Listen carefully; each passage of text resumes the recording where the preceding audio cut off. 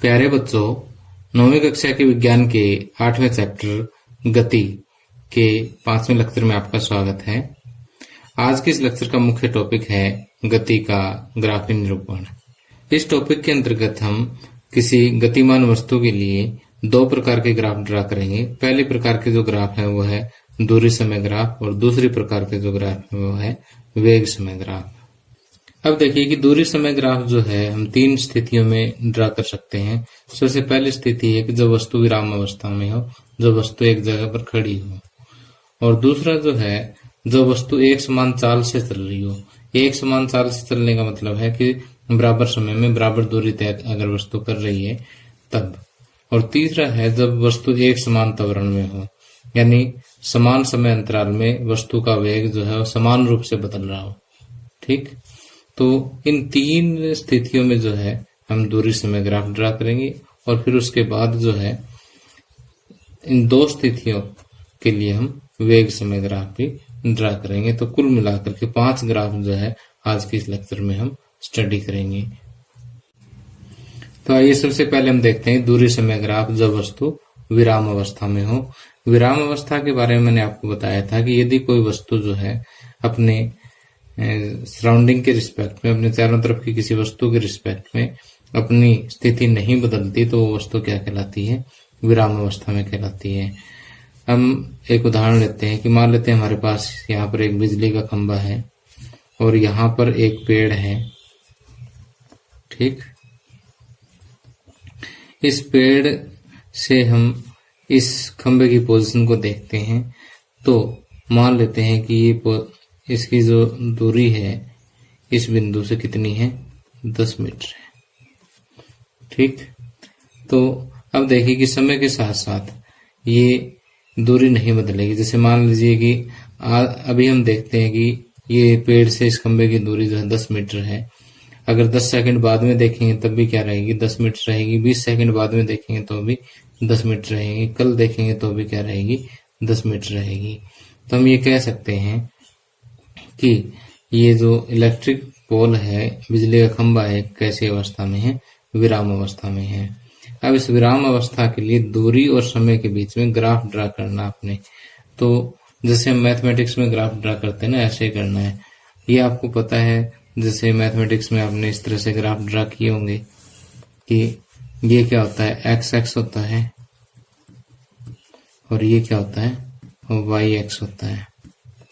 ठीक, तो हम सिर्फ इतना सा पोर्शन इसका ड्रा करते हैं ग्राफ का। ये लो, ये एक्स एक्स और ये वाई एक्स। तो एक्स एक्स की तरफ हम ले लेते हैं समय और इधर ले लेते हैं हम दूरी। ठीक, दूरी को हम एस से डिनोट करते हैं, समय को टी से डिनोट करते हैं। तो अब देखिए कि इसी स्थिति के लिए हम एक टेबल ड्रा करते हैं, क्योंकि ग्राफ ड्रा करने के लिए हम मैथमेटिक्स में क्या करते हैं? टेबल ड्रा करते हैं ना। ऐसे ही एक टेबल, एक सारणी बना लेते हैं। तो देखिए कि जब समय 0 है, जब हमने टाइम नोट करना शुरू किया तब इसकी स्थिति कितनी है? 10। समय जब 1 सेकंड हुआ तब भी स्थिति कितनी है? 10 मीटर है। 2 सेकंड में भी 10 है। इसी तरह से आगे अगर हम 3 सेकंड पे देखें तब भी स्थिति कितनी रहेगी? 10 मीटर ही रहेगी।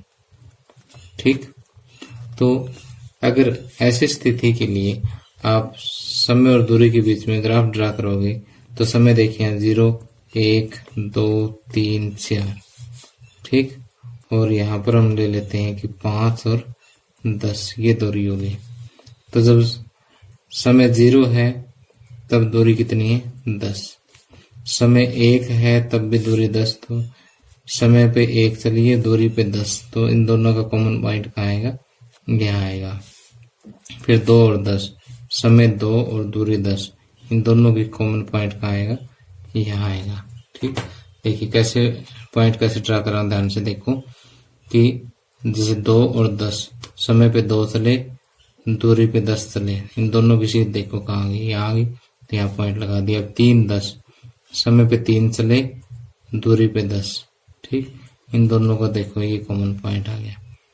ठीक, तो इस तरह से इसका जो ग्राफ आएगा वो कैसे आएगा, एक सरल रेखा आएगी जो कि समय x के समांतर होगी।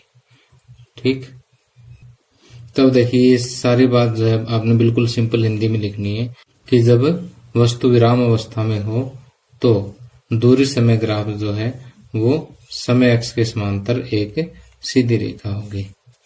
क्या लिखेंगे, जब वस्तु विराम अवस्था में हो तो दूरी समय ग्राफ, या ग्राफ को आलेख कहते हैं हिंदी में, कि ग्राफ समय x के समांतर, समय x के समांतर एक सीधी रेखा होगी। ठीक, अब कई स्टूडेंट पूछते हैं सर कि जैसे आपने ये टेबल बनाई है ऐसे हमें बनानी है क्या, तो आपको ऐसे टेबल बनाने की कोई ज़रूरत नहीं है। ये जस्ट मैंने आपको समझाने के लिए बताई है। आपने सिंपल ऐसे करना है कि ये एक्स एक्स, ये वाई एक्स, एक्स की तरफ आप समय ले सकते हैं, ठीक, और इधर दूरी ले सकते हैं, ठीक, और यहाँ पर एक सीधा ग्राफ आप ड्रा कर दीजिए। ठीक, और फिर ये वाली लाइन जो मैंने ऊपर बताई ये लिख दीजिए। बस इतना सा आर्टिकल है ये। तो ये जो चीज़ें मैं आपको समझा रहा हूँ ये मैंने नोट्स में भी लिख दी है, और नोट्स आप इसी वीडियो के डिस्क्रिप्शन में लिंक दे रखा है, वहां से डाउनलोड कर सकते हैं। ठीक है, अब आगे आता है दूरी समय ग्राफ जब वस्तु एक समान चाल से गतिमान हो।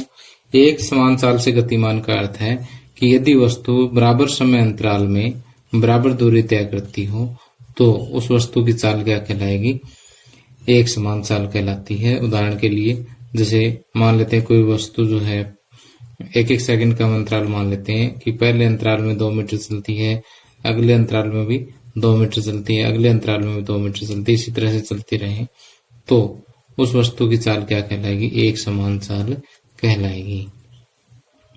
तो जैसे यहाँ तो मैंने एक उदाहरण लिया है, ये 1 सेकंड की जगह जो है 1 सेकंड का बहुत छोटा हिस्सा भी हो सकता है समय अंतराल। ठीक है, और ये 2 मीटर की जगह पे आप कुछ भी ले सकते हैं। ठीक है, ये वस्तु की स्थिति पर डिपेंड करता है। अब चलो हम इसी उदाहरण के आधार पर एक टेबल ड्रा करते हैं कि जब यहाँ पर ले लेते हैं उसकी दूरी और ये ले लेते हैं समय। जब समय 0 है तो स्थिति भी 0 है। जब समय 1 सेकंड है तो वस्तु की स्थिति देखिए कितनी होगी, 2 होगी। और जब समय 1 और 1 2 सेकंड हो गया तो वस्तु कितनी चल पड़ी है, 4। इसी तरह से समय 3 सेकंड है तो वस्तु की स्थिति कितनी होगी, 6 होगी। ठीक, और अब इस टेबल के आधार पर अगर हम ग्राफ ड्रा करना चाहें तो देखिए ये एक्स एक्सिस है और ये वाई एक्सिस है। एक्स एक्सिस की तरफ हम क्या ले लेते हैं, समय ले लेते हैं, और वाई एक्सिस की तरफ हम क्या ले लेते हैं, दूरी ले लेते हैं। ठीक, तो यहाँ पर 0 1 2 3 4 ये हमने समय दिखा दिया, और इधर 2 4 6 8 ये हमने दूरी दिखा दी। 0 पे 0 है तो पहला पॉइंट तो यही आ जाएगा। अगला पॉइंट देखिए, समय 1 है, दूरी 2, समय 1 और दूरी 2 इन दोनों की स्थिति यहाँ आ जाएगी। समय 2 और दूरी 4 इन दोनों का जो कॉमन पॉइंट है वो ये आएगा, इनका निर्देशांक बिंदु। और इसी तरह से 3 6 निर्देशांक बिंदु जो है वो कहाँ आएगा, यहाँ आएगा। ठीक, तो इन सभी को ज्वाइन करोगे तो आपको क्या मिलेगा, एक सीधी रेखा मिलेगी जो समय एक्स पर झुकी हुई होगी। ठीक, तो यहाँ पर हम ये कह सकते हैं कि जब वस्तु एक समान चाल से गतिमान हो, जब वस्तु एक समान चाल से गतिमान हो तो दूरी समय ग्राफ समय अक्ष पर झुकी हुई एक सीधी रेखा होगी। समय एक्स पर झुकी हुई एक सीधी रेखा होगी। ठीक। अब मैं आपको एक बहुत इंपॉर्टेंट बात और बता रहा हूं कि यदि आप एक समान चाल की बजाय एक समान वेग लेते हैं, क्या लेते हैं, एक समान वेग, ठीक, तो उस स्थिति में दूरी समय की बजाय जो हम यहाँ पर विस्थापन समय कहेंगे, विस्थापन समय ग्राफ। ठीक। तो अब बाकी सारा कुछ सेम रहेगा, दूरी की जगह क्या लिख देंगे, विस्थापन लिख देंगे। अब देखिए कि यहाँ पर बुक में इस चीज को ज्यादा डिफ्रेंशिएट नहीं किया, क्योंकि जो यहाँ पर हम वस्तु की गति लेते हैं ना, वो एक सीधी रेखा में गति लेते हैं। अब वस्तु की जब गति एक सीधी रेखा में एक ही दिशा में हो तो वेग और चाल दोनों का जो मैग्नीट्यूड है वो क्या रहता है, समान रहता है। दोनों का जो मैग्नीट्यूड को कहते हैं उसका परिमाण, उनका परिमाण जो है क्या रहता है, समान रहता है। इसलिए यहाँ पर हम ज्यादा डिफरेंस नहीं करते। लेकिन अब आपने टेक्निकली ये चीज ध्यान रखनी है कि जब हम एक समान वेग के लिए करते हैं तो इसका विस्थापन समय ग्राफ लिखते हैं, दूरी की जगह बस विस्थापन लिखना, बाकी सब कुछ सेम रहेगा। ठीक। और यहाँ पर हम कहेंगे कि जब वस्तु एक समान वेग से गतिमान हो तो विस्थापन समय ग्राफ एक्स एक्स पर झुकी हुई एक सीधी रेखा होगी। ठीक। और अगर मान लीजिए एग्जाम में ये आ जाता है कि एक समान वेग के लिए दूरी समय ग्राफ ड्रा कीजिए, तो भी आपने यही ड्रा करना है, क्योंकि 9th क्लास लेवल पे कोई ज्यादा डिफरेंस यहाँ पर नहीं है, क्योंकि हम यहाँ पर मोशन अलोंग स्ट्रेट लाइन, एक सीधी रेखा में गति का ही अध्ययन कर रहे हैं। और जब वस्तु सीधी रेखा में होते हैं ना, तो वही जैसे मान लीजिए ए से बी तक चली तो इसके लिए वही दूरी और वही विस्थापन है। ठीक है, इसलिए यहाँ पर ज्यादा डिफरेंस हम नहीं करते। अब आगे देखते हैं कि ये जो दूरी समय ग्राफ हमने ड्रा किया है एक समान चाल के लिए, इसका फायदा क्या है। अब देखिए एक समान चाल के लिए मैं दूरी समय ग्राफ एक बार फिर से ड्रा कर लेता हूं कि इस साइड हमने क्या लिया है, समय, और इधर लिया हमने दूरी। ठीक। तो इसका ग्राफ जो है एक सीधी रेखा आता है, आपको पता ही है, जो कि समय एक्स पर झुकी हुई होती है। अब देखिए मान लेते हैं कोई समय t1 है, t1 पर वस्तु की जो दूरी है मूल बिंदु से हम कितने लेते हैं, मान लेते हैं s1 ले लेते हैं। और जो समय t2 हो जाता है, t2 पर अगर आपको स्थिति देखनी है तो इस तरह से एक स्ट्रेट लाइन खींच ले और उसी के कोरस्पॉन्डिंग जो है यहाँ पर दूरी एक्स पर देखें। ठीक है, ये जो देगा ये समय t2 पर वस्तु की दूरी दिखाएगा। ठीक। तो t1 समय पर दूरी कितनी है, s1 है, और t2 पर दूरी कितनी है, s2 है। ठीक। तो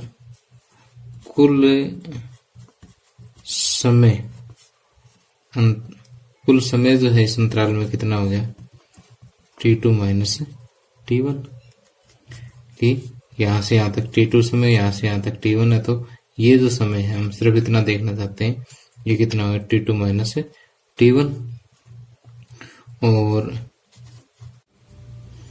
अब देखिए कुल दूरी कितनी होगी कि यहां से लेके यहां तक s2 है, यहां से यहां तक s1 है, तो हमें दूरी तो ये देखनी है, तो ये हो जाएगा s2 माइनस s1, क्योंकि पूरे इतने बड़े में से ये घटाएंगे तो इतना इतना बचेगा ना, तो s2 माइनस s1।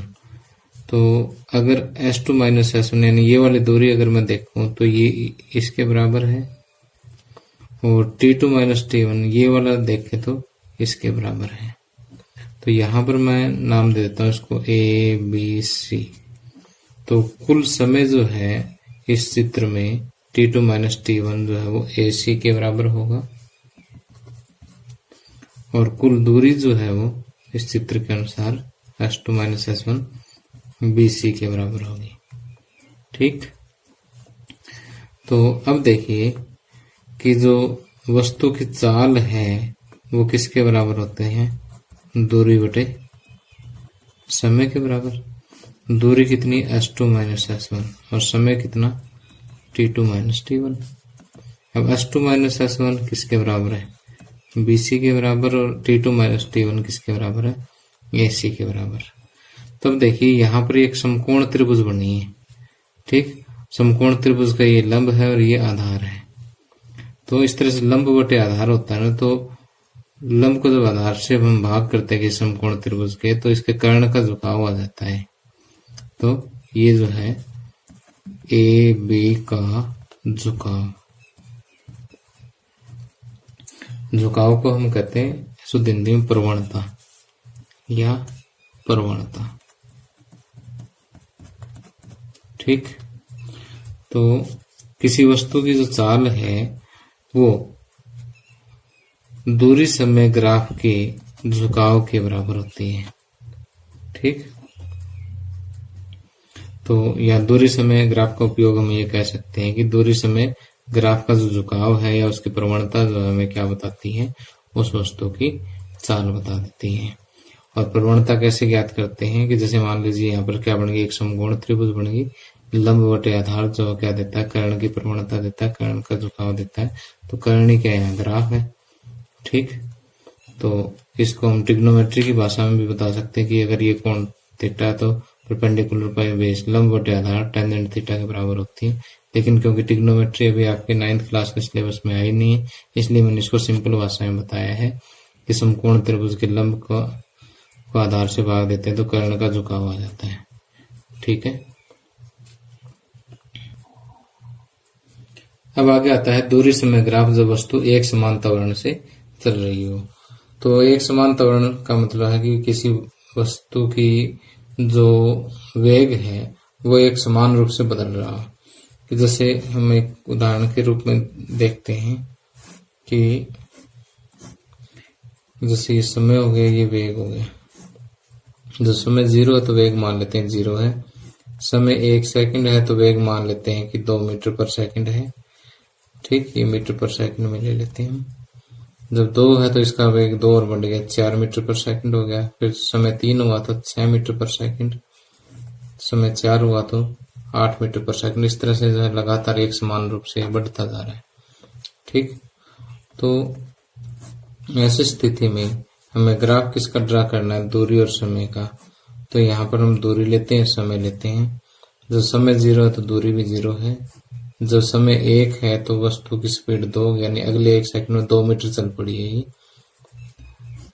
अगले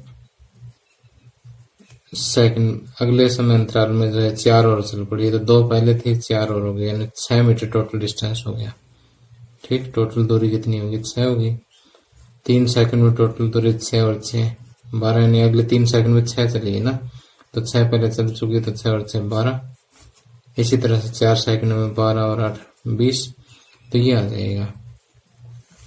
तो अब हमें दूरी और समय के बीच अगर ग्राफ ड्रा करना है इस स्थिति के लिए, तो इसका ग्राफ जो है कुछ इस तरह से एक वक्र रेखा आएगा, ठीक।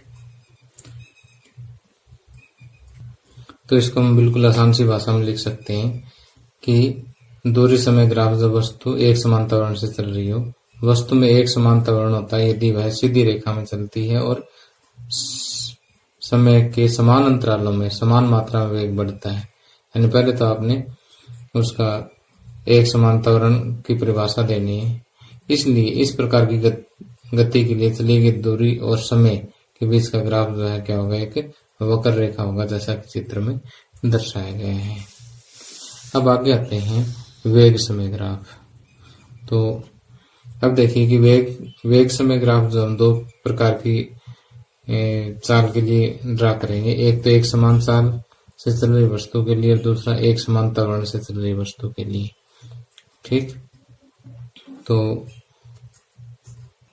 पहले आप ऐसा करें कि जो मैंने आपको अभी 3 ग्राफ जो ड्रा करवाए हैं उनको आप अच्छी तरह से एक बार ड्रा करके देख लें। उससे अगले लेक्चर में मैं आपको दोनों ग्राफ ड्रा करवाऊंगा और इन ग्राफ की क्या इम्पोर्टेंस है वो मैं आपको बताऊंगा, ठीक है। तो ये जो ग्राफ है ये आगे हमारे गति के समीकरण आएंगे, उनको ड्राइव करने में, उनको सिद्ध करने में भी हमारी हेल्प करेंगे। तो अगला लेक्चर बहुत ही इंपॉर्टेंट है, उसको आपने मिस नहीं करना। आपको ये लेक्चर कैसा लगा मुझे कमेंट करके जरूर बताना। Thank you, have a nice day.